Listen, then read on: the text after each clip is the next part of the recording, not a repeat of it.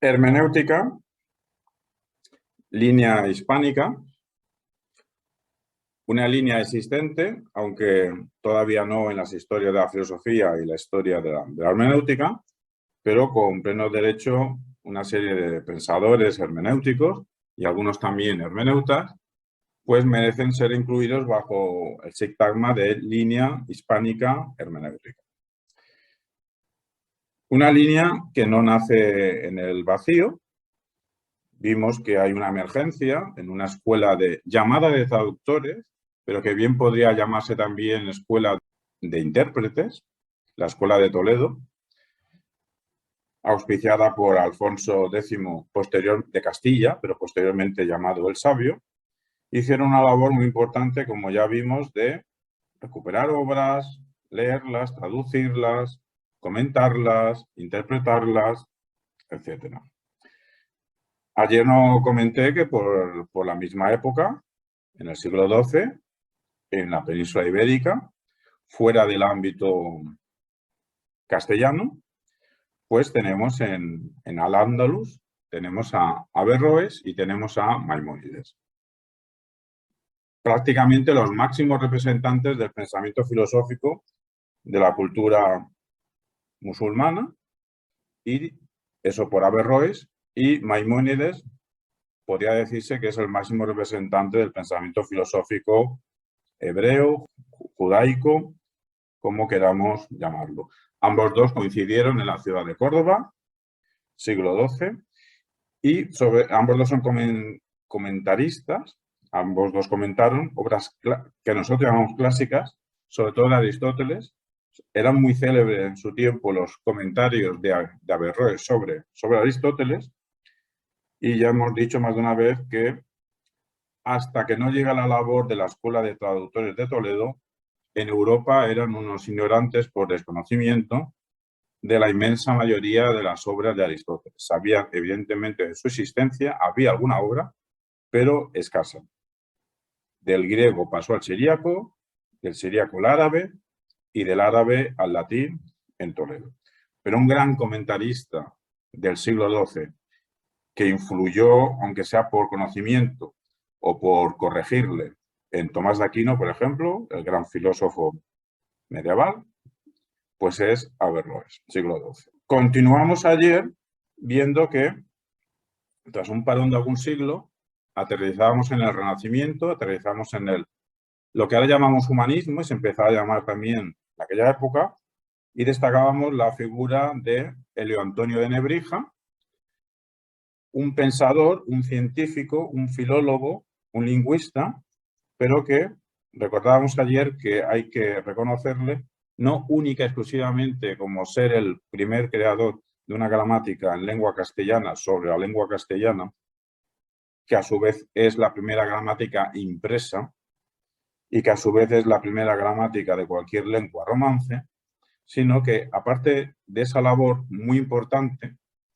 pues tiene una labor en sus operaciones como latinista, pues reclamar que la correcta interpretación tiene que ver con saber hacer traducciones adecuadas, con hacer comparaciones, y vimos que para nuestros intereses de que sea un pensamiento hermenéutico, tiene dos puntos súper importantes que lo son en la hermenéutica ortodoxa tradicional, es decir, la tríada alemana, inglesa, francesa, la hermenéutica alemana, cuyo máximo exponente sería Gadamer, la hermenéutica francesa, cuyo máximo exponente sería Ricoeur, y la hermenéutica italiana, cuyo máximo exponente a nivel popular podría ser Umberto Eco, pero su maestro, Luigi Pareison, es realmente el hermeneuta italiano importante.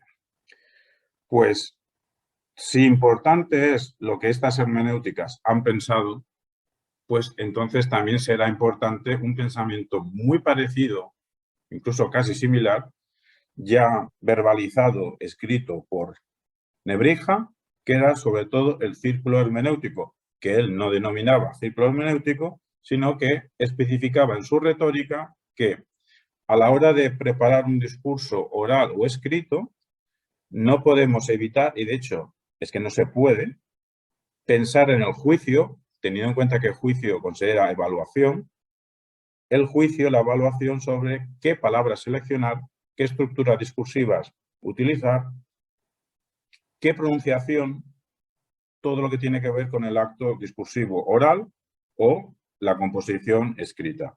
Decía que había una relación entre el juicio y todas estas partes, que mutuamente hay una relación recíproca. Eso es círculo hermenéutico, lo que luego hablan la línea alemana de la hermenéutica. Y vimos también que su idea fuerza de que dónde está la verdad, al menos está en la lengua. No vamos a decir que Nebrija fue un reduccionista lingüístico, un monismo lingüístico de que única y exclusivamente existe el lenguaje.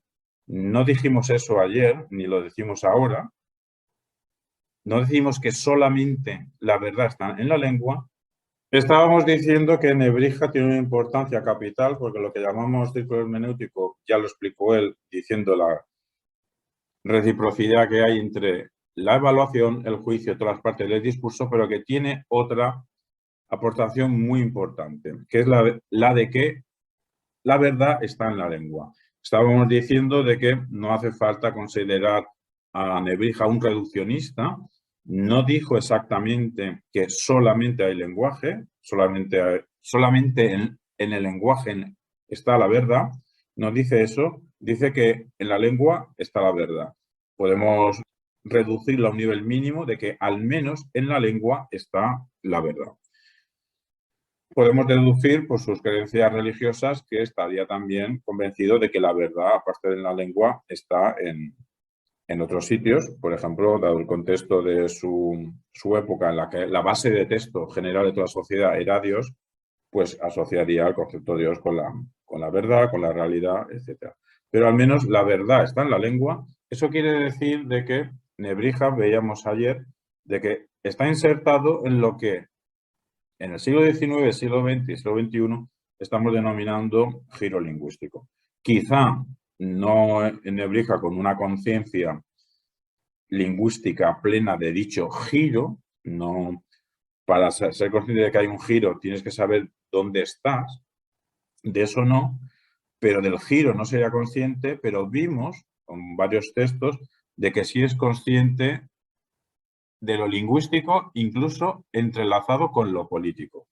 Ya vimos que una frase peculiar, interpretada bien o no interpretada bien de Nebrija, famosa, es su primer párrafo de la gramática que dice que la lengua siempre ha acompañado al imperio.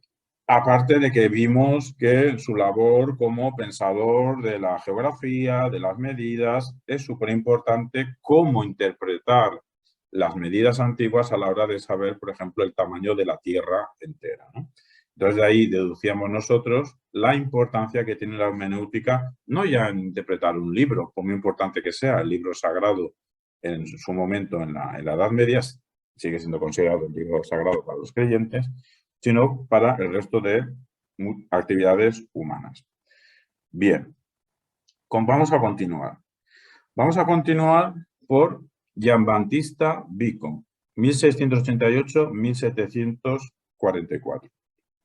Alguno se sorprenderá que ahora diga a Vico si estamos en una línea hispánica, cuando Giambattista Vico, pues, sería un pensador iniciador, si acaso, de una línea italiana, de una línea hermenéutica italiana, de una línea que empezaría en Vico, continuaría en Croce, continuaría en Grassi, continuaría en Pareison, continuaría en Eco, en Bátimo y actualmente en Ferraris. Bueno, Bátimo, que yo sepa, sigue vivo. O sea, 3, 5, 7 pensadores hermenéuticos, a cual más potente. Y queda claro que Vico, 1688-1744, pasa por ser el gran humanista italiano. Y de hecho nosotros lo incluimos en esta línea.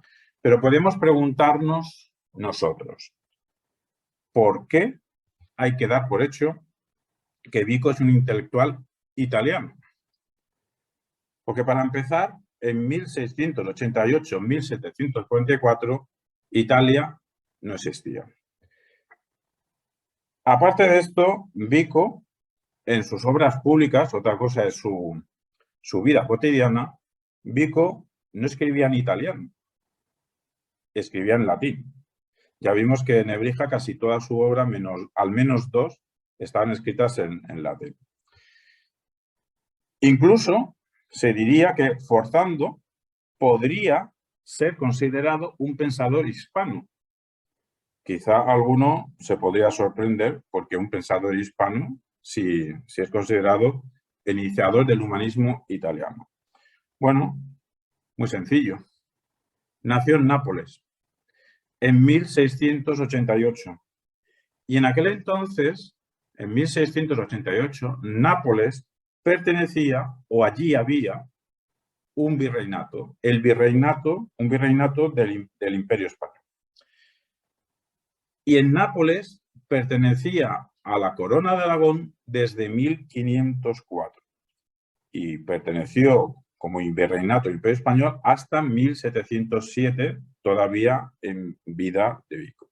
Es decir, otra cosa es, culturalmente, Vico sería de la cultura proto-italiana, como consideremos que haya que denominarla. Pero recuerdo que la presencia de la Corona de Aragón, de los aragoneses, en la península itálica, al menos en Nápoles en concreto, es desde 1504, que llegaron allí porque fueron solicitados para ir en auxilio de los napolitanos de estratagemas de lo que ahora llamaremos franceses, porque Francia tampoco es que existía como el Estado actualmente en el Renacimiento, ¿no? Estaba en emergencia el Estado francés. Pues administrativamente Vico, culturalmente sea otra cosa, pero administrativamente Vico era tan perteneciente al Imperio hispánico, español, monarquía hispánica, al Imperio español, como se quiera denominar, como un habitante del Virreinato de Perú en 1700. Y culturalmente, por mucha presencia de la cultura proto-italiana que estuviese, si estoy diciendo que la presencia de aragoneses, catalanes y luego ya españoles en general, pues evidentemente la cultura ibérica e hispana, como ya queramos considerarla, le influyó. Por eso vamos a decir algo sobre Vico, porque tiene importancia para que sea el pensamiento hermenéutico. ¿Cuál podría ser su contribución al pensamiento hermenéutico para incluirlo en este módulo? Bien, pues basándonos en Ferrer Mora, siempre inicio la aventura de informarme de cualquier pensador filosófico, de cualquier filósofo, sumergiéndome en el diccionario filosófico de Ferrer Mora, pues Ferrer Mora nos dice contra quién pensaba Vico. Pues pensaba contra el cartesianismo, pensaba contra ese racionalismo, físico, esa razón física que en aquel momento, a partir de la emergencia de Descartes, empezaba a cuajar por toda Europa. Descartes, que no tenemos tiempo ahora de extendernos, pero que también tuvo su influencia directa en él de pensadores hispanos, escribiendo en latín, no en español, pero hay una influencia directa en Descartes, de pensadores de la escolástica hispana.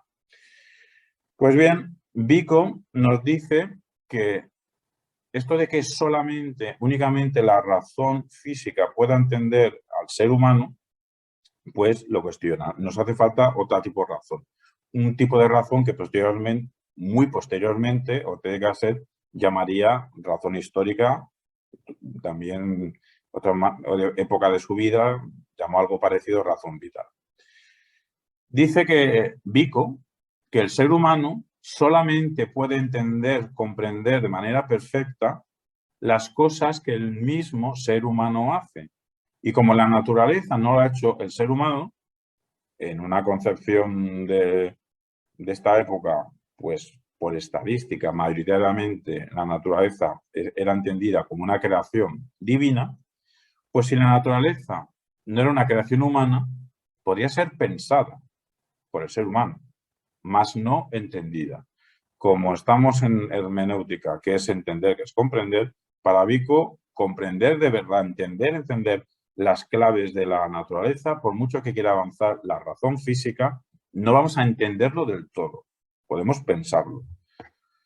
Como pregunta en el aire, de la cual no tengo yo mismo la respuesta, podríamos preguntarnos si esa pregunta en 2022 se podría responder de una manera distinta a Vico, ¿no? Quiere decir que si todavía en 2022 se podría afirmar lo de Vico de que con la razón física no podemos entender, los humanos no podemos comprender la naturaleza, ¿no? Por mucho que haya avanzado las teorías del mundo subatómico y los cuerpos celestes, etc. Lo dejo ahí en el aire. Pero Vico, si dice, por este callejón de lo que llamaríamos nosotros fisicismo, no podemos continuar comprendiendo todo, pues habrá que ir por otro lado. Ese otro lado es el recorrido de la historia, de lo histórico. En este recorrido de lo histórico, Vico, su doctrina es reducir la verdad a lo hecho, a las acciones. Si Nebrija en 1500 estaba diciendo la verdad está en la lengua, Vico en 1700 está diciendo la verdad está en los hechos. No los hechos, digamos, positivos, que eso parecería que se contradice, que se acerca al positivismo, a ese fisicismo que estoy diciendo que no le gusta, sino a los hechos históricos. Lo que nos está diciendo Vico es que entender la historia es entender que hay que reconocer que hay una evolución en la humanidad en base a que ciertos pueblos emergen, nacen, se desarrollan y como pueblos pues pueden incluso desaparecer. Así pues, al ser Vico un antecedente del descubrimiento de lo histórico, del concepto de lo histórico, siempre desde Grecia ha habido historiadores, lo que pasa que los historiadores en la época de Grecia hasta el Renacimiento no eran considerados científicos, incluso estaban considerados anticientíficos. Este vocablo no existía entonces, no tenían tan claro ellos como nosotros que es ciencia, que no es ciencia, pero en nuestra manera de hablar dirían desde Grecia hasta el Renacimiento que los historiadores son anticientíficos porque se basan en lo concreto, se basan en lo temporal y no se basan los historiadores en lo universal y en lo eterno. Por eso lo que hacen los historiadores no era ciencia. Pero Vico considera que ese rigor de la razón física sí que de otra manera se puede encauzar hacia un descubrimiento de lo histórico. ¿Por qué? Porque en lo histórico se manifiesta la naturaleza humana. Entonces hay que conceder a Vico que da con la tecla de que para la hora de entender la complejidad humana no podemos prescindir de lo histórico. Y esto tiene mucha importancia porque esto forma parte del pensamiento hermenéutico. El pensamiento hermenéutico, sea eso lo que sea, no puede olvidar cuán importante es tener una valoración del pasado del artista, del pasado de la obra, del pasado del lector, etcétera, etcétera, etcétera. Vico, su obra principal, Los principios de una ciencia nueva, en torno a la naturaleza común de las naciones, es de 1725, está publicada en Nápoles, un virreinato del Imperio Español. También tiene una obra, su momento escolar, su manual, su retórica, que también nos hemos basado en ella y nos interesa bastante para el pensamiento hermenéutico, su retórica. Vico tiene algo que decir al pensamiento filosófico contemporáneo, pero no solo a la filosofía, sino también a la antropología, a la sociología, a la psicología, a la lingüística, a la pedagogía actual y, sobre todo, a la hermenéutica del siglo XXI. El inglés Max Fitch nos comenta sobre Vico lo siguiente. Para entender el contexto de la importancia que puede tener Vico, nos explica que en el siglo XX, pues, la filosofía analítica, la concepción analítica de la filosofía, tras darse cuenta de que todo el pensamiento en realidad tiene que ver con los signos, y esto Peirce ya lo decía, pues estos pensadores filosóficos del lenguaje, dice Fitch, que si tanta importancia le dan al lenguaje, harían bien en leer a Vico, porque dice Fish que Vico podría ser uno de los más importantes filósofos del lenguaje y literalmente dice, si no, el más importante. Bueno, no vamos a quitar la importancia a Vico, no tiene sentido hacer jerarquías, pero bueno, que es un pensador sobre el lenguaje. Ya, acabo de decir, en 1725, es de subrayar. Pero claro, diremos, es que es pionero, pero es que ya hemos visto que Nebrija, 2 siglos antes, ya tenía conciencia lingüística. Al menos en el ámbito filosófico anglosajón, nos explica Fish, a principios del siglo XX sí que había una conciencia de que hay que estudiar historia de la filosofía para entender los problemas en general. Pero luego, a mediados del siglo XX, una vez instaurado la concepción analítica de la filosofía, muchos analistas erróneamente creyeron que su labor única y exclusivamente tenía que ser pequeñas contribuciones técnicas, pequeñas matizaciones, y para realizar esas matizaciones como si pensasen de cero, pues no les hacía falta la historia de la filosofía o incluso les estorbaba por introducirle prejuicios, intentaban pensar como de cero sin verse influidos. Dice Fish que afortunadamente a finales del siglo XX, pues en dicha tradición analítica empiezan las cosas a girar y sí que se toma en serio otra vez la historia de la filosofía. Nosotros lo único que hacemos es puntualizar que nunca dejó de tomarse en serio la historia de la filosofía en la concepción analítica de la filosofía. El caso más simbólico es Bertrand Russell, que entre sus 100, 150 o 200 libros que publicó, es uno de las personas en general, no filósofo, digo escritor, sea filósofo o no filósofo, el escritor, Russell era filósofo. ¿Qué más libros ha publicado Bertrand Russell? Entre ellos son, en 2 tomos, la historia de la filosofía occidental. Bertrand Russell, claramente, uno de los pioneros de la filosofía analítica, tiene una historia de filosofía. Y aunque no podemos hablar de filosofía analítica hacia atrás en el tiempo, mucho más, antes de Frege, mucho más no, un poquito más, un poquito antes sí, pero Leibniz no sería un pensador analítico, pero sí que sería un pensador lógico, y Leibniz trabajaba como historiador, como cronista de la época. Como vimos ayer, que Nebrija también acabó trabajando de cronista, de historiador de su época. Pues bien, dice Fish, pues entonces todo aquel analítico o no analítico que quiera hacer filosofía, que quiera pensar hoy, tiene que tener en cuenta qué es la historia de la filosofía, y tiene entonces que acercarse a principios de una ciencia nueva de Jean-Baptiste Vico. Max Fish reconoce que existen 2 campos de investigación en filosofía de la historia, más bien de filosofía especulativa o bien de filosofía analítica, pero que reconoce que al final la concepción analítica de la filosofía, como estoy diciendo, no le queda otra que entrar en Vico. Entonces nos recuerda un libro, León Pompa, que un estudio sobre Vico en 1975, y según León Pompa demuestra la conexión, la vinculación, más bien nosotros diríamos sintonía de pensamiento, pero el caso es que León Pompa, en su estudio sobre Vico de 1975, según Fish, demuestra la conexión entre Vico y la filosofía analítica de la historia. ¿Por qué? Por la coincidencia de que ambos 2 tradiciones, la que inicia Vico y la filosofía de la historia, la filosofía analítica de la historia, da mucha importancia al problema de la explicación histórica, de que sea eso de la explicación histórica. Al final, eso de que sea la explicación histórica es Davidson el que nos aporta el contenido de que en historia es mejor no hablar de causas y efectos, sino es mejor hablar de razones que explican un fenómeno histórico y repercusiones que pudiera tener ese fenómeno histórico. Vico tiene contenidos que a Gadamer le importaban. Como mínimo, lo más bajo que podemos decir es que en Vico hay contenidos que a Gadamer le importan. Por eso lo cita, por eso lo comenta.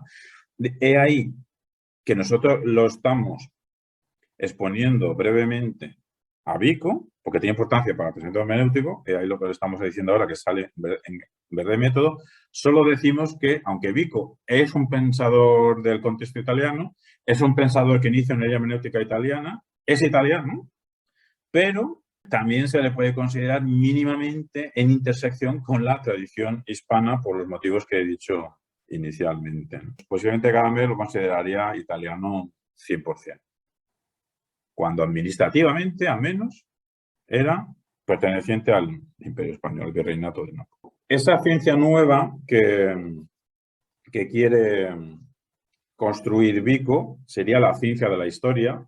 Hay que Gadamer, al pensar la historia, al margen de la actitud científica positivista, le interesa a Vico, pues sería la ciencia de la historia, esa ciencia nueva que quiere Vico. Hay que recordar lo que he dicho antes, que desde la antigüedad hasta el Renacimiento un historiador no era científico, no era en nuestro vocabulario un anticientífico, porque el historiador toda la vida se ha dedicado a lo local y lo temporal y no se ha dedicado a lo universal y a lo eterno. Entonces, la pregunta clave para nosotros, ¿dónde está el componente hermenéutico en Vico? Para que valga la pena leerse su retórica y para que valga la pena leerse sus principios de una ciencia nueva. Pues en lo siguiente, pues en que en Vico encontramos lo siguiente, el siguiente contenido. El quehacer de una ciencia es hacer inteligibles hechos de cierto tipo, de cualquier ciencia, la ciencia física, hechos físicos, etcétera, etcétera.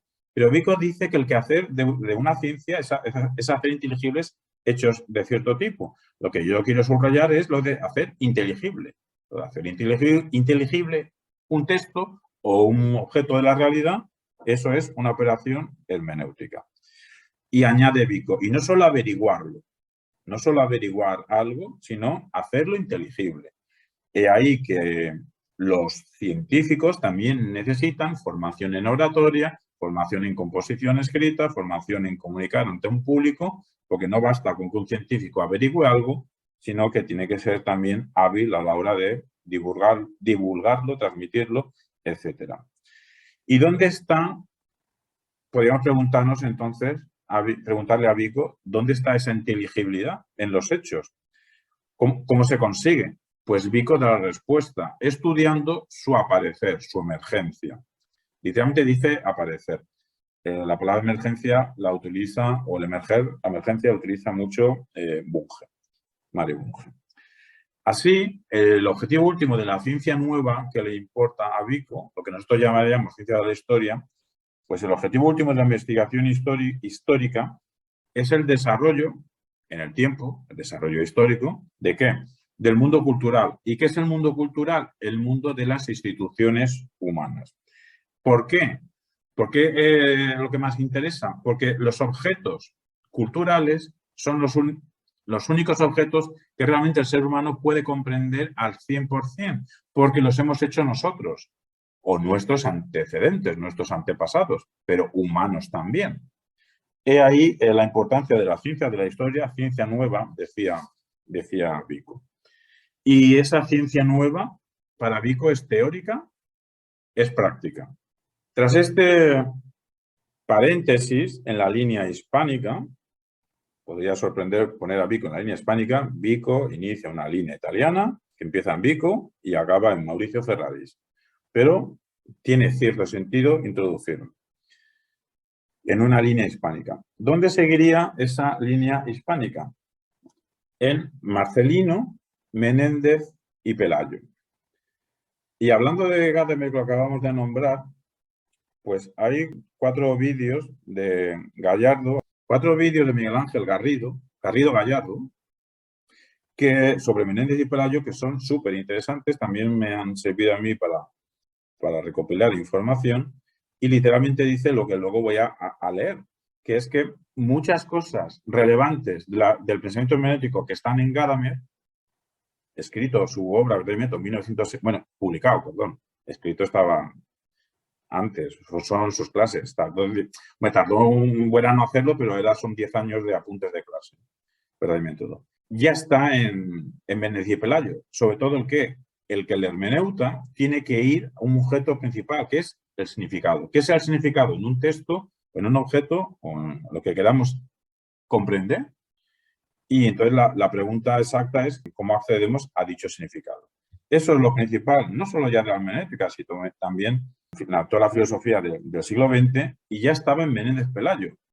Alguien nacido en 1856 y fallecido en 1912. Gadamer nació en 1900. O sea, cuando Gadamer nació, el cuerpo más extenso de la obra de Menéndez y Pelayo, al menos la mitad, ya estaba hecho. Murió joven, muchas décadas antes que Gadamer ya está lo principal.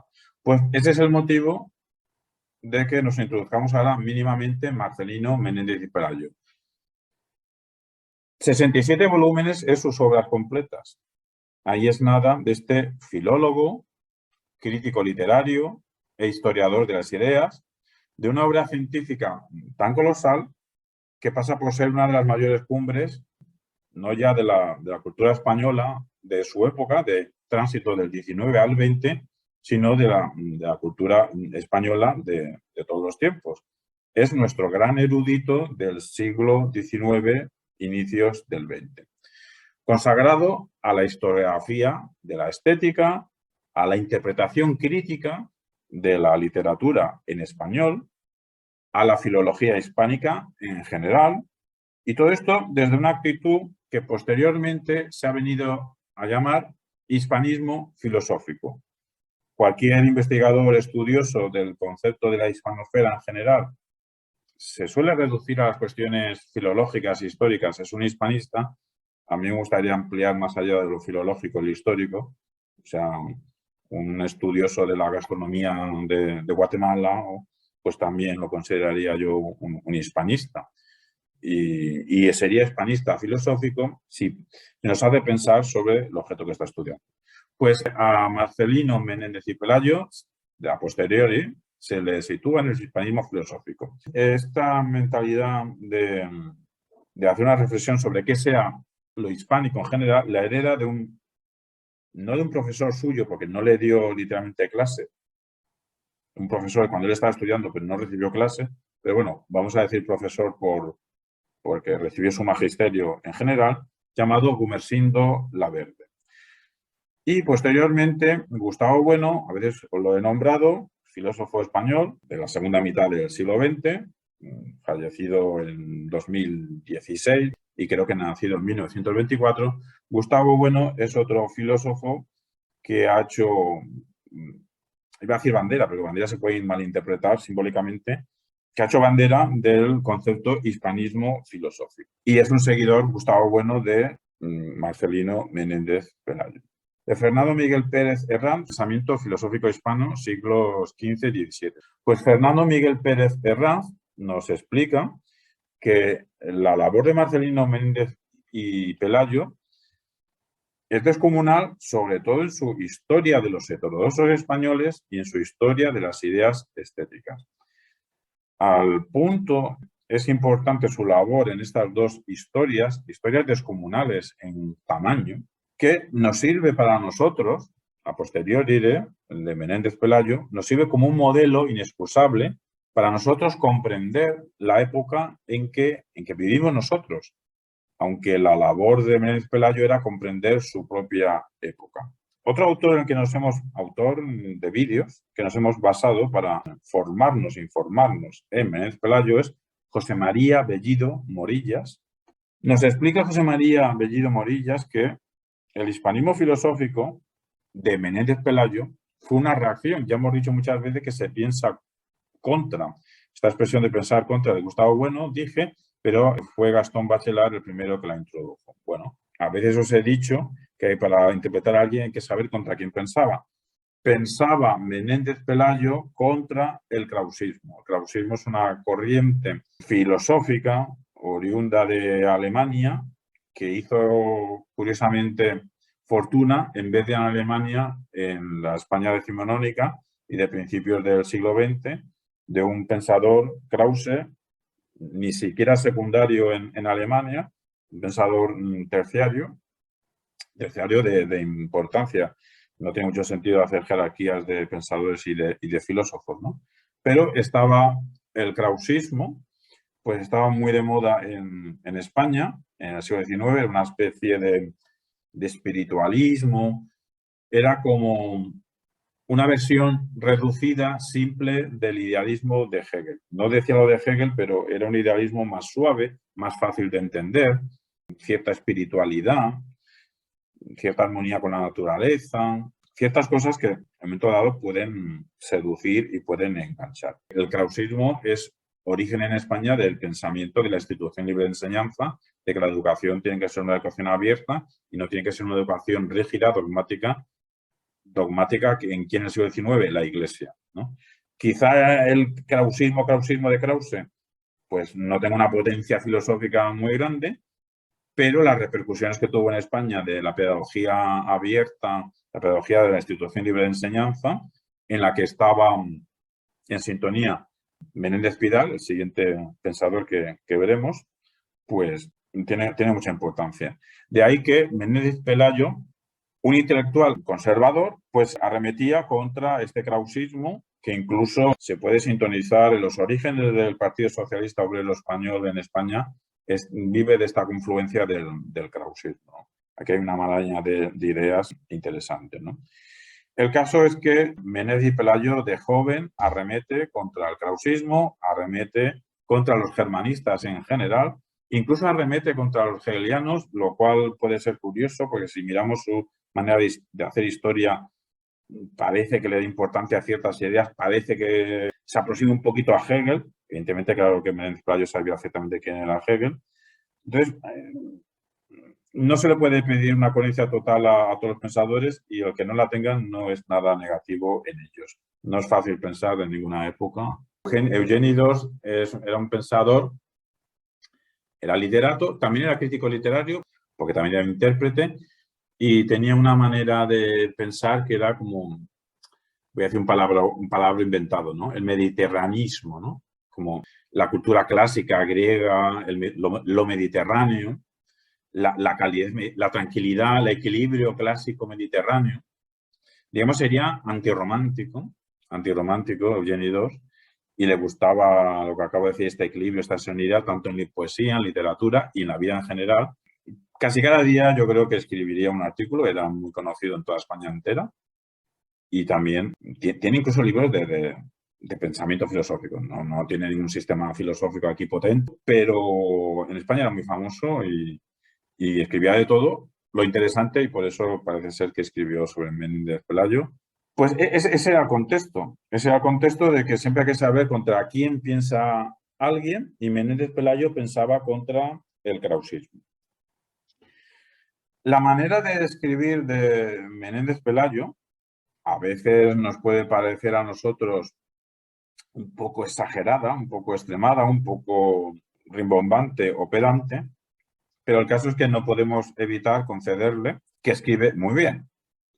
Y no solo concedemos nosotros desde el siglo XXI, que en su propia época se concedía que su estilo literario, su estilo de escribir, pero bueno, su fama no es por poeta, sino su fama es por historiador y crítico literario, ¿no? Pero en esa escritura suya tiene un estilo literario muy pulido, mucha calidad de la escritura, pero aunado con una clara voluntad científica. Pero tanta calidad que fue incluso auspiciado, recomendado, presentado para ser Premio Nobel de Literatura en su momento. Vamos a nombrar algunos de los títulos de sus obras.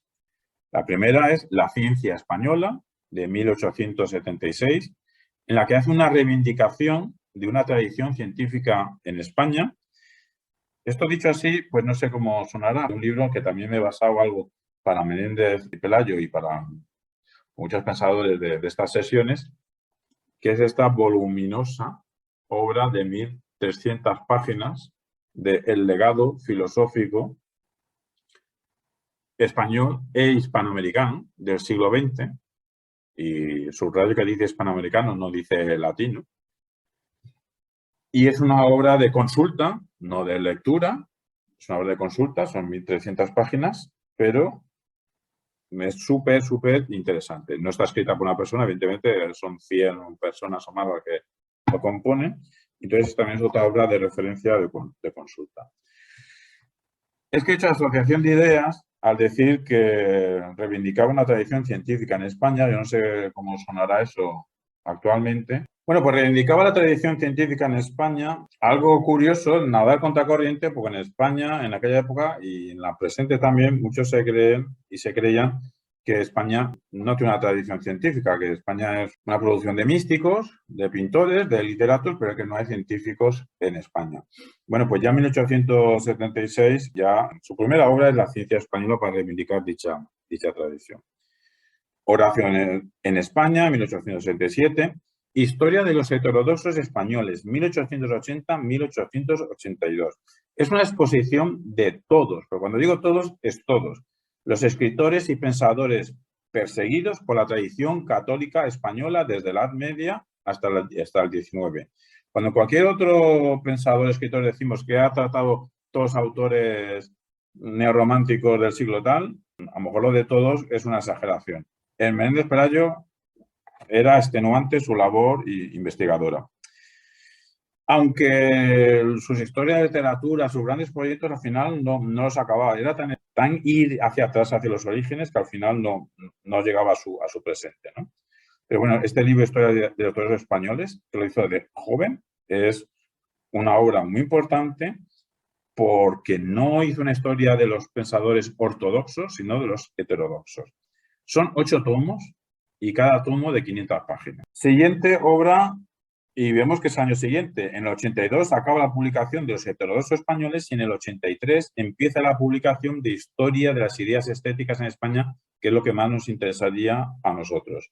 Y acá, en 5 tomos que se acaba de publicar en 1891. Esta sí que es una obra fundamental de la historiografía en general, no solo de la estética en España, pero para explicar qué es la estética en España, al final aterriza que es la estética en Europa, ¿no? Entonces es una obra súper completa. Otra obra importante suya, La historia de la poesía castellana en la Edad Media, de 1890 a 1911, o sea, 21 años, y no la acabó. Orígenes de la novela, en 3 tomos, 1905, 1907, 1910. Esta es una de las pocas obras que sí que se puede decir que está cerrada. Historia de la poesía hispanoamericana, 1893, 1895, 1911. Estudios de crítica literaria, 5 tomos. Nosotros nos hemos basado en una selección de esos estudios de crítica literaria, antología de estudios y discursos literarios. Ensayos de crítica filosófica, 1892. En la introducción, Mario Crespo López nos dice lo siguiente, que Menéndez Pelayo ha sido seguramente el gran historiador de nuestra literatura y en general de nuestra cultura, y cuando ahora hablo yo, reproduciendo las ideas de Mario Crespo, cuando decimos nuestra literatura, nuestra cultura, en el nuestra incluyo la hispanosfera. Es decir, Marcelino Menéndez Pelayo pensaba en todo el conjunto de la cosmovisión hispana. No ha existido en las letras españolas y no ha existido en español, o en el español del siglo XIX, un lector y un escritor tan amplio, tan inagotable como Menéndez Pelayo. Legó una biblioteca de 42.000 volúmenes, que son muchos volúmenes. Seguro que hay muchos intelectuales, escritores que han dejado muchos más volúmenes, pero una cosa es dejar muchos volúmenes porque has comprado muchos volúmenes y otra cosa es que en el caso de Menéndez Pelayo podemos decir, lo sabemos por sus escritos, que se leyó esos 42.000 volúmenes. Su extraordinaria erudición y su vasto saber le llevaron a no despreciar ninguna observación marginal. De ahí que su escritura es muy detallada, muy minuciosa. Cualquier cosa que nos podría parecer no importante, la cita. ¿Qué es importante para nosotros? Que Menéndez Pelayo fue un pensador cuyo ideal es que la historia con H mayúscula, la historia como disciplina, la historia con H mayúscula es una obra de arte, que el historiador tiene que hacer una obra de arte. Pero hay que ser muy amplio de mente para entender lo que acabamos de decir. No que el historiador sea un creativo, no me refiero a eso. Menéndez Pelayo se refería a que hacer historia tiene que haber una estructura bien trabada, una ordenación. A esta actitud de la importancia de la historia escrita bien organizada, pues llegó a tenerla a partir de 3 influencias. Una es el humanista, Luis Vives, es decir, le influyó mucho, es un humanista del Renacimiento, también muy importante. Ya hemos dicho que su profesor, aunque no le dio clase, Gumersindo, quien le llevó de joven, del inicial liberalismo que podía tener como joven Menéndez Pelayo, lo llevó al conservadurismo. Esto del conservadurismo de Menéndez Pelayo es una circunstancia política suya que no nos tendría a las personas que se consideren o no se consideren conservadoras, esto tiene que dar igual. No podemos leer o no leer a alguien porque esté en una sintonía o no sintonía nuestra. Eso pasa de que en la época del franquismo, que seguramente no conocían en profundidad a Menéndez Pelayo, pero solo por la etiqueta de conservador y encima católico, lo elevaron a los altares de la popularidad y entonces, claro, cuando acaba la dictadura de Franco, nadie quiso saber nada de Menéndez Pelayo. Y desde entonces estamos en la ignorancia. Todos sabemos que fue importante, pero ni se le explica, ni se le estudia, ni se le lee, lo cual es una lástima. Aunque tras el fallecimiento en 1890 de este maestro suyo, como siendo este sí que era extremadamente, digamos, conservador, pues esa influencia va desapareciendo, se va tranquilizando el joven, va madurando. Entonces, la inicial, a lo mejor, o sin a lo mejor, inicial intolerancia o poco tolerancia de Menéndez Pelayo hacia lo que no fuese hispánico, entonces podía parecer aquí un dogmático, un hispanocentrista, pues eso a partir de 1890 se atempera, se tranquiliza, incluso al final de sus días llega incluso hasta elogiar a ciertos pensadores de origen germánico, lo cual en su juventud se hubiese chirriado Menéndez Pelayo leyéndose, si de más viejo se leyó de joven, se hubiese chirriado a sí mismo. También fue influido por Milá y Fontanals, porque ciertos años de sus estudios universitarios pasó en Barcelona, en la Universidad de Barcelona, y había una cátedra recién creada de estética, de las primeras en España, incluso de Europa, después de Alemania, de Milá y Fontanals, un esteta muy importante, de quien incorpora que lo estético como objeto de estudio científico. Y también reconocía el propio Menéndez Pelayo que en él le influían lo que se llamaba filósofos escoceses, como Hume. ¿Y por qué? El mismo Menéndez Pelayo nos lo dice porque aprendió metodología científica. En aquella época, decir filósofos escoceses, eso sonaría como hace 20 años decir filósofos analíticos, ¿no? O sea, una actitud semejante. Algo que puede asustar a cualquier persona que se intenta acercar a Menéndez Pelayo, ya lo hemos dicho, que es el carácter gigantesco, ciclópeo de toda su obra, porque cada uno de sus principales trabajos está dividido en varios tomos. Es una obra verdaderamente monumental que no habría una vida entera para leerla y para estudiarla. Son 67 volúmenes, pues puedes leer un volumen extenso, como aparte de leer hay que hacer más cosas, pues a lo mejor un libro extenso, un año, ¿no? Pues mira, si empiezas joven, pues puedes leer la obra entera. La obra entera la puedes, o parcial, la puedes consultar en la Biblioteca Virtual Miguel de Cervantes. Biblioteca Virtual Miguel de Cervantes, ahí podemos entrar, es un portal sobre su figura, comentarios sobre él, toda su obra, y es un caudal de información increíble, porque ahí está su obra entera. Esta para nosotros es que quiso interpretar nuestra historia y nuestra literatura a partir de una actitud de curiosidad intelectual. Menéndez Pelayo se propone llenar los huecos olvidados por historiadores de su propio presente. Así, su intuición en 1876 era que no se ha entendido bien la historia de la literatura en español por no haber estudiado la conexión de la literatura en español con el pensamiento filosófico en español de nuestros teólogos y de nuestros filósofos, que escribían en latín en la época de la escolástica y en la época, ya hemos visto que Vico, de 1700, escribía en latín. Suárez, anterior, siglo XVI, escribía en latín. Y esa conexión de lo que hicieron nuestros teólogos y nuestros filósofos, eso influyó en la literatura y eso siempre se había dejado de lado hasta que llegó Menéndez Pelayo. Bueno, y a lo mejor luego ya nunca más nadie más lo tocó.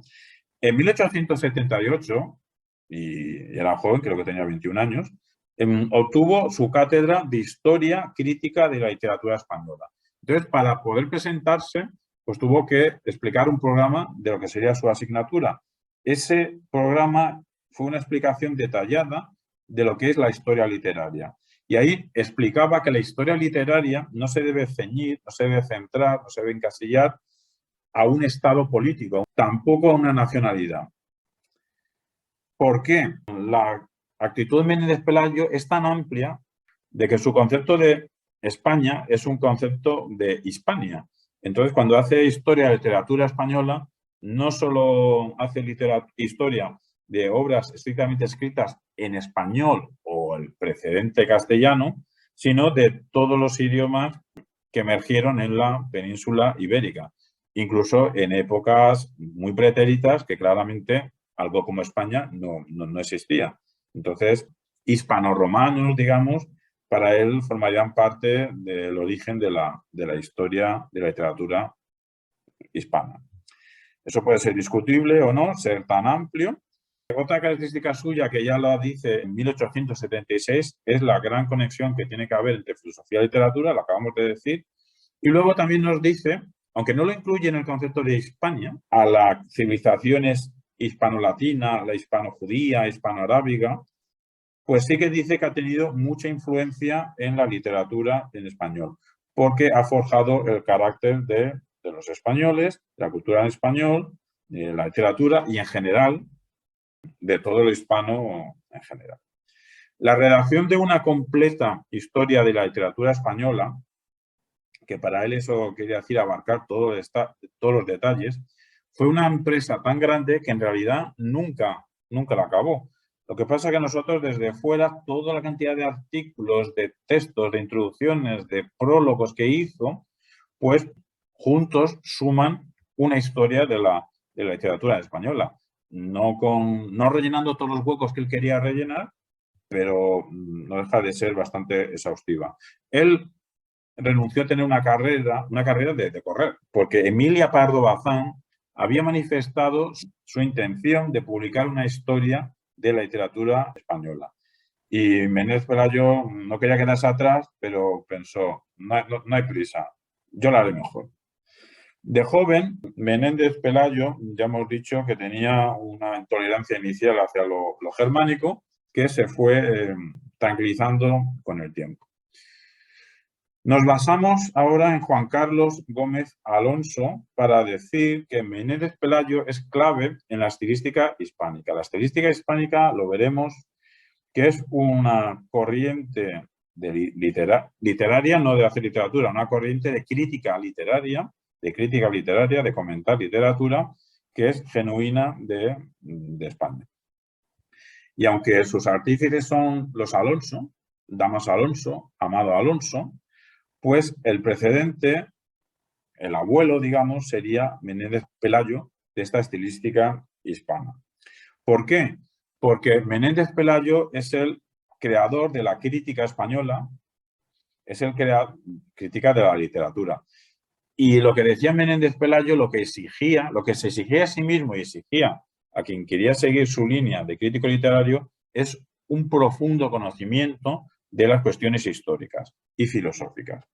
Por eso es muy necesario recuperar su historia de las ideas estéticas en España, cuya idea fuerza de estos volúmenes, porque es más de un libro, de estos volúmenes, es el sentido de la unidad, el sentido de la unidad literaria, que no se hallaría, como hemos dicho, solamente en la lengua, sino también en el estilo. Entonces, ¿cuál sería la labor del crítico para Menéndez Pelayo? Ya estamos aterrizando en labores hermenéuticas. Pues el crítico lo que tiene que hacer es ponerse en medio, es interponerse entre el autor y el lector. ¿Para qué y cómo se pone en medio? Reconstruyendo la obra literaria a partir de intentar, como crítico teórico, intentar formular, explicitar esas leyes internas, esas leyes interiores que el escritor, quiera o no quiera, conscientemente o no tanto, se haya haya cumplido en su obra. Lo que pasa es que para eso Menéndez Pelayo nos dice que hace falta una actitud científica. No puede ser cultivo de la fantasía en la crítica. Para Menéndez y Pelayo, el crítico lo que debe hacer es rehacer, volver a caminar, rehacer el camino mismo de la creación. Esto vimos que ya sobre una época parecida en la hermenéutica alemana ya se estaba diciendo. Lo importante para nosotros es que la crítica literaria también es un camino de creación. El crítico literario también es un creador, pero no un creador que inventa, sino un creador que descubre. ¿Y cómo descubre el crítico literario? Familiarizándose con la obra, pero todo esto tiene una finalidad estética. No sé si esto queda así muy cursi, son palabras de Menéndez Pelayo. El objetivo final es el goce estético que produciría esa lectura desinteresada. Lo digo sin haberlo pensado y queda ahí en el aire. Yo no sé si se contradice Menéndez Pelayo o no se contradice. Porque para poder, lo decía varias veces, para poder disfrutar de esa lectura desinteresada, lo que tenemos que hacer es esta actitud científica, historiográfica, de acercarnos a la obra, esas leyes internas, etcétera, etcétera. Mucha actitud teórica reflexiva, mucho conocimiento. Y al final podemos encontrar lectura desinteresada que nos lleve al goce. Pues a lo mejor la lectura desinteresada, más desinteresada sería si no nos informamos tanto. No estoy haciendo ninguna crítica a Menéndez Pelayo, solo digo que aquí hay algo a subrayar, no sé si hay contradicción o posiblemente no la haya.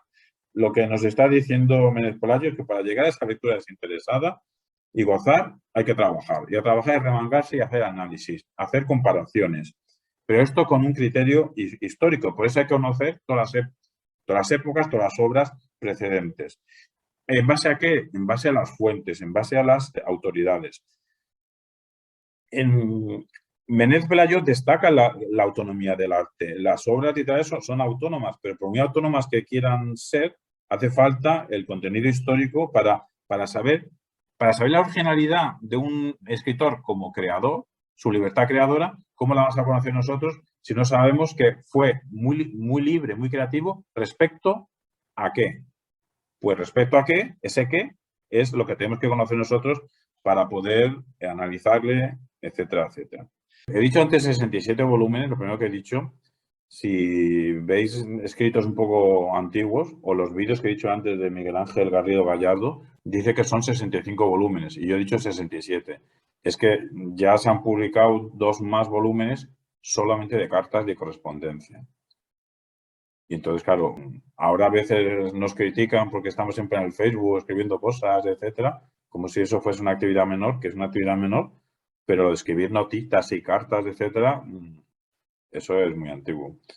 Lo que pasa es que hay gente como Menéndez Pelayo, pues sus notitas son más interesantes que las de un servidor. No digo nuestras, digo las de un servidor. Y entre las cartas de Menéndez Pelayo tuvo con Croce, el otro pensador hermenéutico italiano de la misma época, y muy interesantes también. Pues estábamos comentando que a nosotros, como dentro del pensamiento hermenéutico, nos interesa mucho saber que para Menéndez Pelayo la crítica literaria debe respetar dicha libertad del creador de la que estábamos hablando para saber darle su valor estético, pero para eso nos tenemos que basar en cómo se expresa, en el contenido histórico que le pudo influir y dice literalmente en la intención de la obra. No sé si se refiere a intención del autor, que posiblemente sí, pero no dice la expresión intención del autor, dice intención de la obra. No quiero atribuirle a Menéndez Pelayo metáforas de que es la obra que tiene intenciones, eso sonaría más bien a Heidegger, pero dice que hay que estudiar la intención de la obra. Yo creo que más bien es intención en la obra. ¿Y cómo debería juzgarse, entonces, cualquier obra literaria?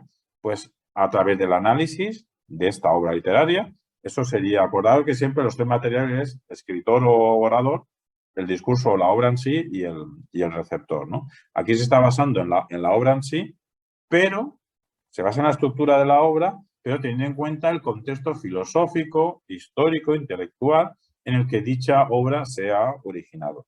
Vimos que esto en la hermenéutica alemana de la misma época se estaba diciendo más o menos lo mismo. Pero aquí no viene más o menos lo mismo. La novedad de Menéndez Pelayo es que todo esto es para saber localizar, describir el estilo de ese escritor. Por eso, la corriente filosófica de mediados del siglo XX, estilística española, tiene en uno de sus abuelos a Menéndez Pelayo. Hay que dar cuenta del estilo del escritor. Según Miguel Ángel Garrido, pues nos cuenta que su gran mérito es el gran teórico y realizador de la literatura comparada. Esa disciplina peculiar de comparar Pelayo da con la tecla para comprender una obra literaria. Y nos dice Miguel Ángel Garrido lo siguiente: cuando hay dos personas que una a la otra le dice, he leído tal obra, los hermanos Karamazov, qué interesante es, te recomiendo que la leas. Pues el que recibe esa recomendación no dice algo de este estilo. ¿En qué principios estructurales descansa? ¿No? Nadie hace esa pregunta, ni siquiera un teórico de literatura. O tampoco dice, oye, que está muy bien Hermanos Karamazov. ¿Y cuál fue la intención del autor, de Dostoyevsky? Tampoco se suele decir.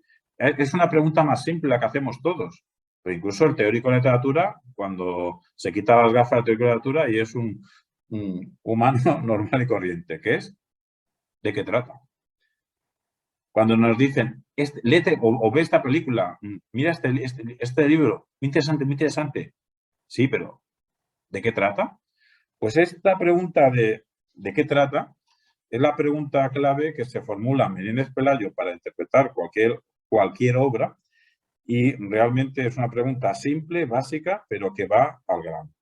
Voy a cerrar ahora sí leyendo una cita textual que he copiado del vídeo cuarto de Miguel Ángel Garrido Gallardo en la Fundación Universitaria, una conferencia de 1997.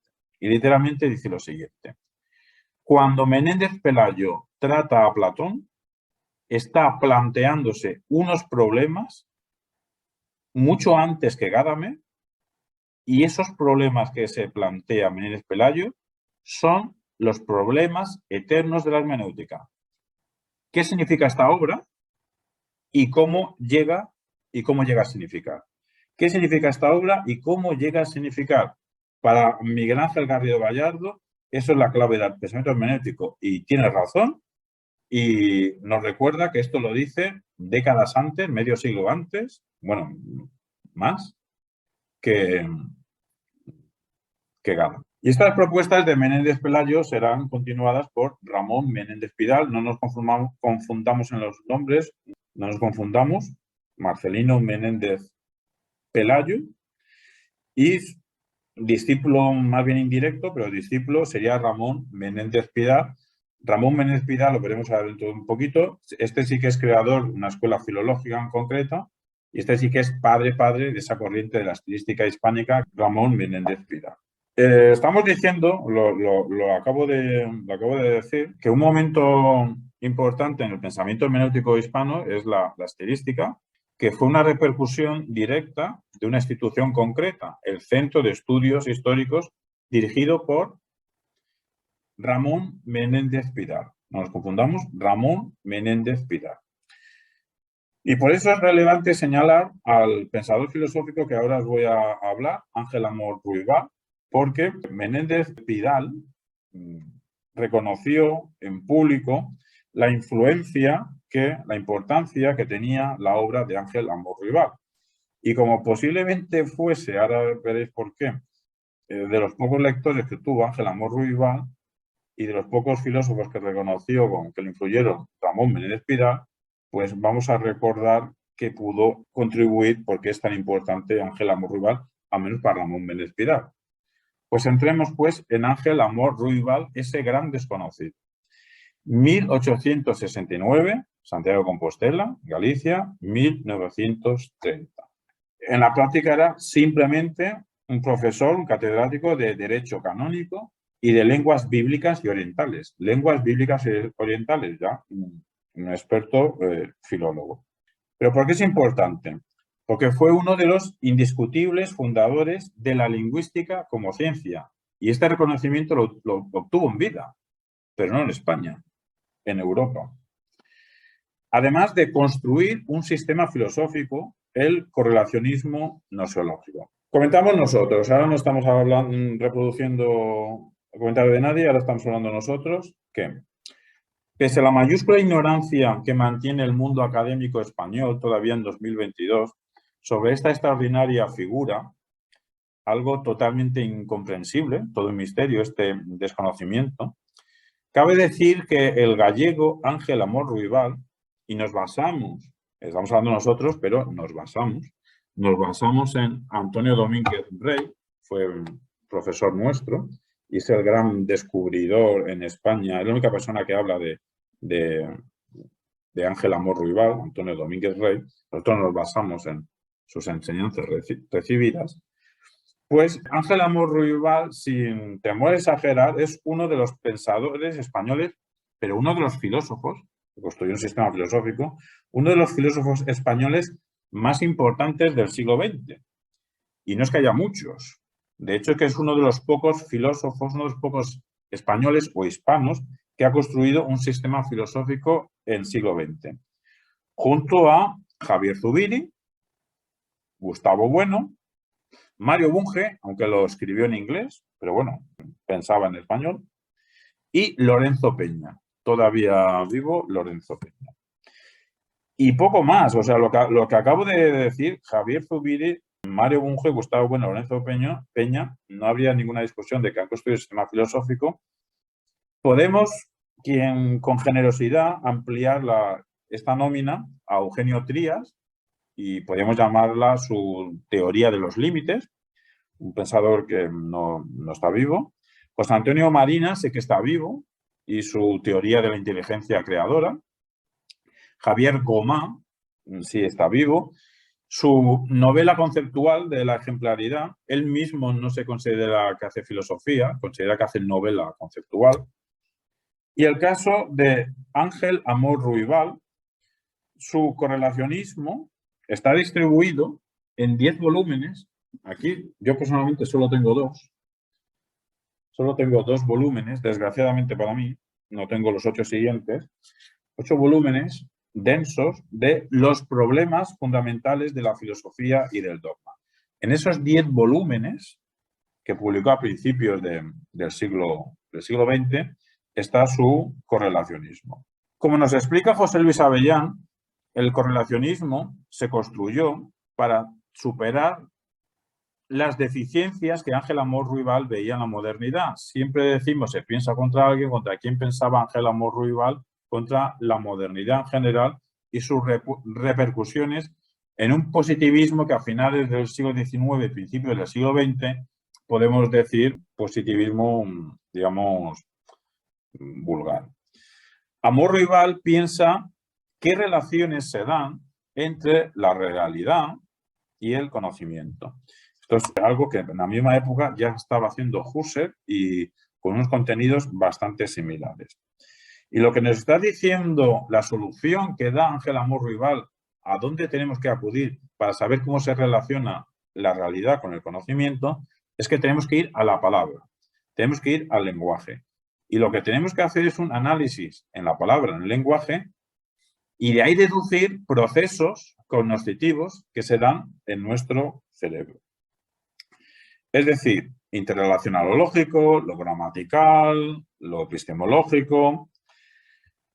Ángel Amor Ruibal, al hacer estas investigaciones en su propia época, pero fuera de España, en Europa, fue considerado uno de los creadores de la lingüística, de la ciencia del lenguaje. Pero en España estaba ignorado en aquel momento a principios del siglo XX y continuó ignorado todo el siglo XX y continúa ignorado en el siglo XXI. Es decir, a cualquier profesional de la filosofía preguntemos quién es Ángel Amor Ruibal y es difícil encontrar que lo conozcan. No por culpa de que tenga esa ignorancia, yo también tuve esa ignorancia durante muchísimo tiempo, sino porque nadie nos ha hablado, nadie nos ha explicado, nadie escribe de él. Entonces, como no choques, de alguna manera fortuita o casual, no te das cuenta. Y en su época pasaba lo mismo. Pero ya os lo he adelantado antes, a lo mejor hoy estoy siendo un poco caótico, que Menéndez Pidal en 1907 sí que felicita en público a Ángel Amor Ruibal por las grandes aportaciones que estaba haciendo Ángel Amor Ruibal en el estudio de la estructuración del lenguaje, pero Menéndez Pidal dice que lo que hace Ángel Amor Ruibal es una estructuración sistemática. Está haciendo ciencia, tiene una actitud científica respecto al lenguaje. Y ahí, repito, que se le considera otro más, junto con Saussure, de los fundadores de la ciencia del lenguaje. Ángel Amor Ruibal publica en 1900, en realidad aquí esta edición es preciosa porque es una reproducción del estilo, de la portada, del tipo de letra, me refiero, del libro original de 1900. El libro es Principios Generales de la Lingüística Indoeuropea. El libro no es de Ángel Amor Ruibal, es de Regnault, pero la introducción la hace Ángel Amor Ruibal y la introducción la titula Ciencia del lenguaje. No se complica. Ciencia del lenguaje. Entonces, en este prólogo, Ciencia del lenguaje, en 1900, es fantástico, espectacular, sienta las bases de la lingüística. En 1900. Miremos de cuándo son las clases de Saussure, 1907, 1908, 1910, 1911, pero todo esto es anterior a Saussure, pero anterior.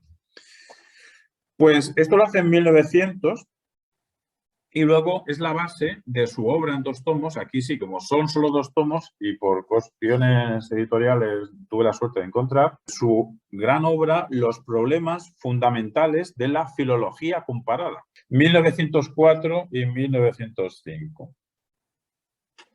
1904 y 1905, los problemas de la filología comparada. Pues bien, el único libro que hay sobre Ángel Amor Ruibal es de Antonio Domínguez Rey, que se titula Ciencia, Conocimiento y Lenguaje. Ciencia, Conocimiento y Lenguaje. Antonio Domínguez Rey, en este libro 2007, nos está explicando y demostrando que Ángel Amor Ruibal es un autor pionero en España del enfoque cognoscitivo del lenguaje. Es que la ciencia de la cognición, la psicología cognoscitiva, pues es una psicología de los años 70, 80, se alarga hasta los 90, sigue teniendo implantación, pero los fundamentos teóricos ya los había pensado Ángel Amor Ruibal. Aprovecho para decir, ya que estamos en un contexto de la hispanosfera, que hay un adjetivo que desgraciadamente se ha implantado en español, que es cognitivo, a la hora de hablar psicología cognitiva, ciencia cognitiva, y ya es imparable no usarlo, pero que es un anglicismo injustificado. Lo que pasa es que el término adecuado en español es un poco más largo, un poco más inusual, que es cognoscitivo, ¿no? Bueno, ¿cuál es la base? Para resumir todos estos tomos de Ángel Amor Ruibal, todos en una sola frase, en un solo tuit, ¿cuál sería dicho tuit? Que el pensamiento tiene unos fundamentos lingüísticos. Pensamientos lingüísticos y el lenguaje psicológicos. Hay que hay una correlación. Pensamiento tiene unos fundamentos lingüísticos y el lenguaje tiene unos fundamentos psicológicos. Como hay una correlación, no se complica la vida. Ángel Amor Ruibal, en poner el nombre de su sistema filosófico, lo llama correlacionismo nosológico. La primera vez que he dicho el palabra correlacionismo nosológico produce extrañeza, pero estamos viendo que es súper simple, a menos de entender, que hay una correlación entre pensamiento y lenguaje. Esto ya lo dice Vygotsky en esta época y un poquito más tarde, en los años 20. Esto ya lo dice Volosinov, el ruso también. Esto ya lo dice pero lo dice Volosinov en los años 20, lo dice Vygotsky también en los años 20 y más gente en todo el siglo XX. Pero es que Ángel Amor Ruibal, el gran olvidado en España, lo decía en 1900, 1904 y 1905. Y bueno, esas son las fechas de su obra de lingüística. Esos 10 tomos de filosofía, los problemas fundamentales de la filosofía del dogma, están publicados hasta casi que murió. O sea, los primeros años 10, 15 o 20 del siglo XX estaban publicándose. Pues bien, no hay que ser un lince para poder etiquetar a Ángel Amor Ruibal como uno de los pioneros del giro lingüístico. El giro lingüístico, claro que es anterior a Ángel Amor Ruibal, pero es que la constitución de la lingüística como ciencia era en este momento, ¿no? Lo que pasa que, repito, de todo esto la Universidad Española todavía sigue sin enterarse, salvo Antonio Domínguez Rey en la UNED, en la Universidad Nacional de España a Distancia. Ángel Amor Ruibal definió el lenguaje como un hecho individual y social. ¿Por qué subrayo esto? Porque es la misma definición que da Saussure. Coinciden ambos dos, pero la definición de Ángel Amor Ruibal es anterior a Saussure.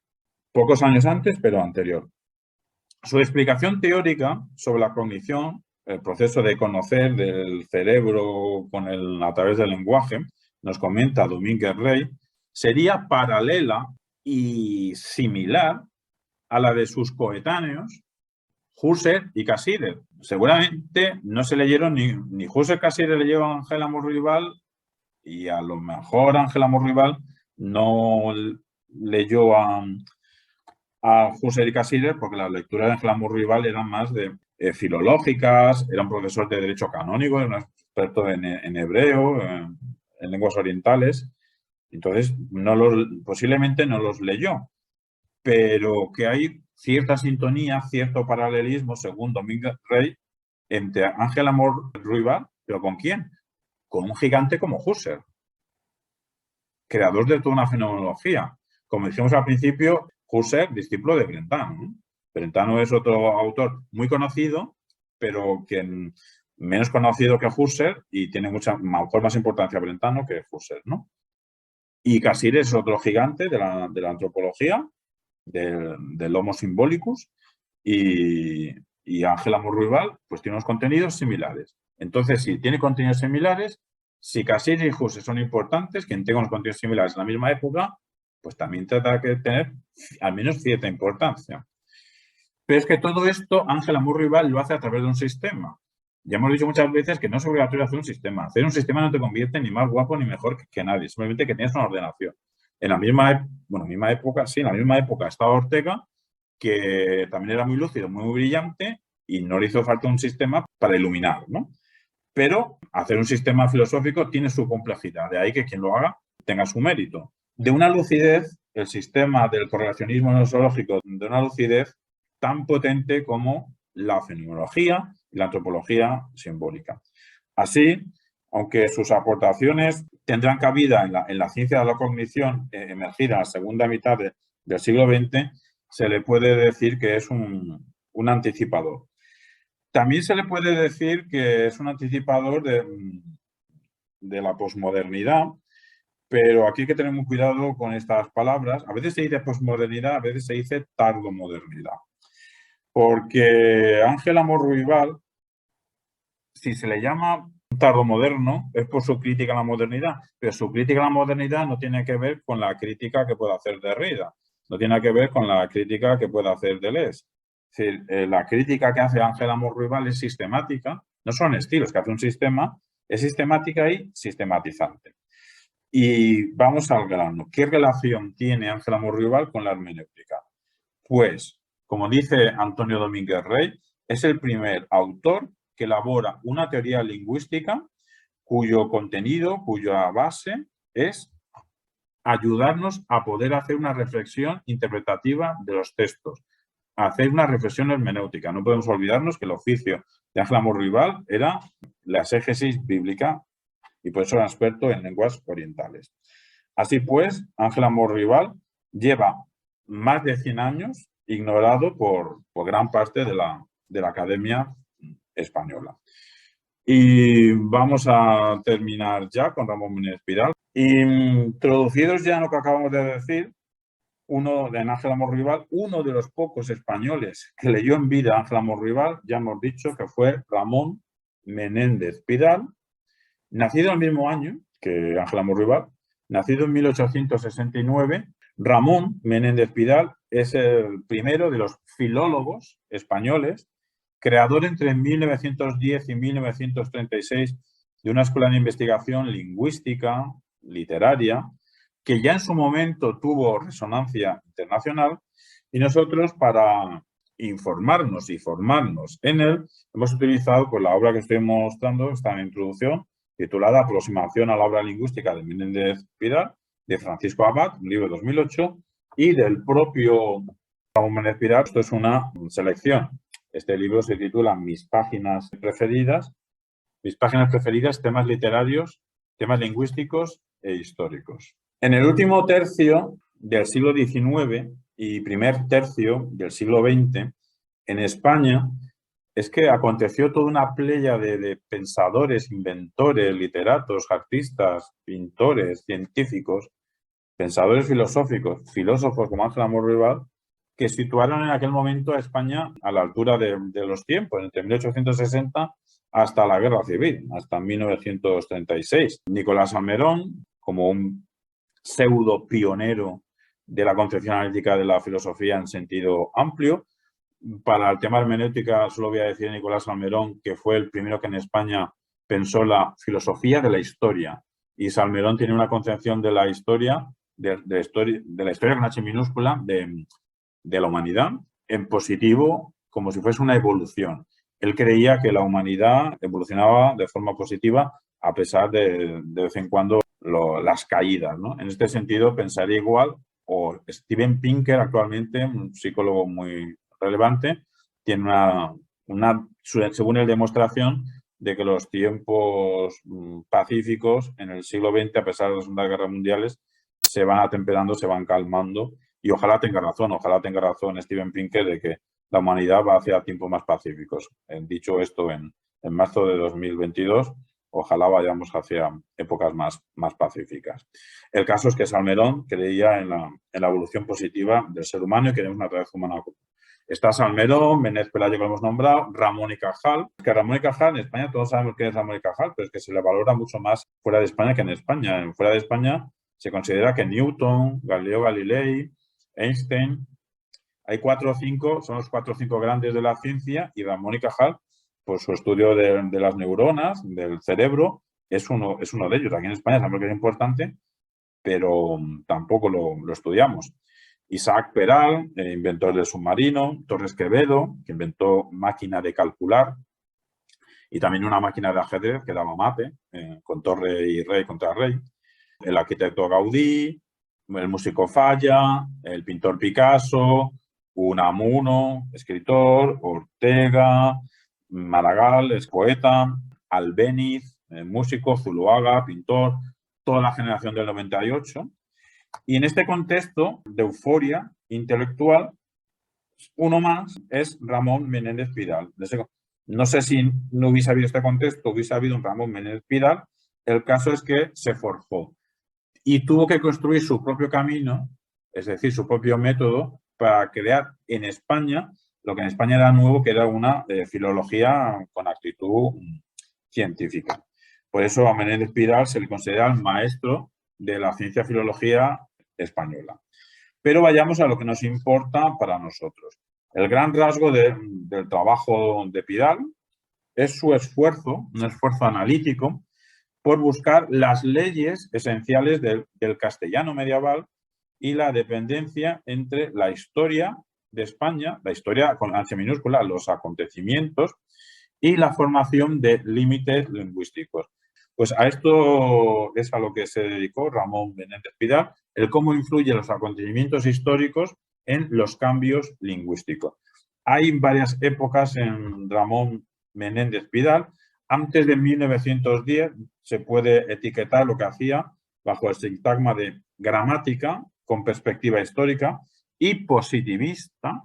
Positivista en el sentido del movimiento filosófico del positivismo del tránsito del 19 al 20. Pero desde 1910 no es que abandone esa actitud científica de los positivistas, pero tiene una actitud todavía más histórica. Si ya la tenías antes de 1910, pero todavía más, y más amplia, más integral. Estudiar la lengua para Pidal, pues era estudiar todo el contexto amplio de dicha lengua. De ahí que si a veces hermenéutica se puede resumir que para entender un texto hay que saber su contexto, digamos que Ramón Menéndez Pidal es hermeneuta de la lengua y dice lo mismo, pero cambiemos texto por lengua. Para entender una lengua hay que conocer el contexto de dicha lengua, pero el contexto de una lengua es toda una historia súper amplia. He ahí que su obra magna, Orígenes del Español, desde 1926, pues aquí se basa, él construye ideas lingüísticas. No existía en España filología como ciencia, entonces se vio obligado a construir. La aportación de Menéndez Pelayo era muy importante, pero era más filosófica. Menéndez Pidal empezó a construir conceptos lingüísticos para poder estudiar los factores históricos y la conciencia de los hablantes. Y aquí, cómo influye a la hora de cambiar un idioma. Y aquí digo lo mismo que dije en su momento de Dilthey. Dilthey también tiene en cuenta lo histórico, tiene en cuenta lo psicológico, pero tener en cuenta lo histórico no te convierte en un historicista, determinista, y tener en cuenta lo psicológico no te convierte en un psicologista, determinismo psicológico. Pues lo mismo podemos decir de Pidal. A partir de 1910 tiene en cuenta lo histórico, pero tiene en cuenta lo psicológico, la conciencia de los hablantes, sin caer ni en ningún historicismo ni en ningún psicologismo. El gran avance de Menéndez Pidal vendrá sobre todo a partir de una supuesta tercera época, a partir de 1933, y es el resultado de que la lengua es producto de las acciones de los hablantes. La lengua, nadie la piensa en sí, no hay un lenguaje que él mismo se va pensando y nosotros hablamos a través de él, que a veces, no es que pareciera que Heidegger lo dice, es que lo dice. Pues para Menéndez Pidal tiene otra concepción más personal, a nivel de personas, más terrenal, iba a decir, que es que las lenguas cambian por las acciones de los hablantes. El gran resultado de Menéndez Pidal es la concepción de la lengua como hecho social. Sí, esto lo dice en los años 20, los años 30, ya le había dicho Saussure y ya le había dicho Ángel Amor Ruibal. Falta ser original para decir un contenido interesante. La lengua es un hecho social. No es el primero, pero tampoco será el último. El segundo Wittgenstein también está diciendo que los significados tenemos que comprenderlos a través de su uso social. Y Pidal, Ramón Menéndez Pidal, ¿qué relevancia puede tener para la hermenéutica? Pues diríamos nosotros si proyectáramos lo que Pidal escribió, cambiaríamos lo que él dice para entenderlo en nuestro contexto, diríamos lo siguiente, que para interpretar un texto es necesario partir de lo hipotético, porque Pidal, a la hora de estudiar el castellano, tiene que hacer hipótesis, luego intenta rastrear texto y hacer comparaciones para ver si se confirma dichas hipótesis. Pues lo mismo que hace Pidal para estudiar el castellano, podríamos hacer nosotros a la hora de interpretar un texto. Y ahí la importancia de Pidal para el pensamiento hermenéutico. Hacer hipótesis bien fundadas. Y luego ya iremos a ver si dichas hipótesis en los hechos, nosotros diríamos hechos literarios, se cumplen. Pidal lo que hacía es ver en los hechos lingüísticos si se cumplen. Por eso él tenía que rastrear obras, incluso recurrir a la tradición oral. Hay poesías españolas que se han recogido a través de la tradición oral. Es otra vía indirecta de estudiar el tránsito del castellano al español. Pues Pidal nos está diciendo, bueno, no lo dice, pero nosotros le interpretamos como si él dijese, que no llega a decirlo, como si él dijese, el pensamiento hermenéutico es hipotético. Esto nunca lo llegó a decir Ramón Menéndez Pidal, pero él operaba haciendo hipótesis a la hora de interpretar el cambio del castellano al español. Pues entonces nosotros decimos la gran enseñanza de Pidal que recogemos es que el pensamiento hermenéutico es hacer hipótesis. Hipótesis de lo que el autor quizás dijo, pero no podemos responder con fantasías. Tenemos que responder atendiendo al hecho literario, a las marcas concretas en el poema, en la novela, en el drama. Y te vamos a terminar ya simplemente diciendo que esto que estoy diciendo lo podemos encontrar en obras de Ramón Menéndez Pidal que llevan por título Gramática histórica de la lengua castellana, Orígenes del español, La España del Cid o El romancero español. Y repito lo que ya he dicho, que a partir de este pensamiento hipotético y luego que hay que justificar, que nosotros decimos que eso es pensamiento hermenéutico, una línea, se construyó una escuela en concreto, un movimiento español, de cómo interpretar obras literarias que tiene un nombre concreto, que es estilística. Será Dámaso Alonso, Amado Alonso y Carlos Bousoño. Damos por finalizada mi contribución de hoy. Descansamos